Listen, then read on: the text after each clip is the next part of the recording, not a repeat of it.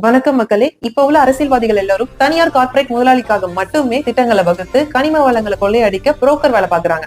ஆனால் இவர்கள் மத்தியில் இந்தியாவிலே ஒரு அரசியல் தலைவர் மட்டும்தான் நாட்டு மக்களின் வாழ்க்கைக்காகவும் பொருளாதார முன்னேற்றத்திற்காகவும் இயற்கை வளங்களான காட்டு வளம், நீர் வளம், கனிம வளம், வேளாண்மை ஆகியவற்றின் மேம்பாடு மற்றும் பாதுகாப்பு பற்றி தொடர்ந்து மக்கள் மத்தியில் 15 வருடமாக பேசியும் உரிமைக்காக போராடியும் வருகிறார். இப்படிதாங்க நேற்று தேனி மாவட்டம் போடிநாயக்கனூர்ல குரங்கணி மலையை ஒட்டியுள்ள வனப்பகுதியில் மாடுகளை மேய்க்க அனுமதி வேண்டும் மற்றும் கால்நடைகளுக்கான மேய்ச்சல் நிலங்களை மீட்டெடுக்கும் உரிமைக்காக அப்பகுதியில் உள்ள விவசாயிகள் மற்றும் நாம் தமிழர் கட்சி உழவர் பாசறை மூலம் ஆர்ப்பாட்டத்தை நடத்தியும் ஆயிரக்கணக்கான மலை மாடுகளை மேய்க்க காவல்துறை மற்றும் வனத்துறையினர் தடுத்ததை மீறி வனப்பகுதியில் நுழைந்து மாடுகளை மேய்த்து ஆர்ப்பாட்டம் நடத்தி மத்திய மாநில அரசுகளின் கவனத்தை ஈர்த்தார்.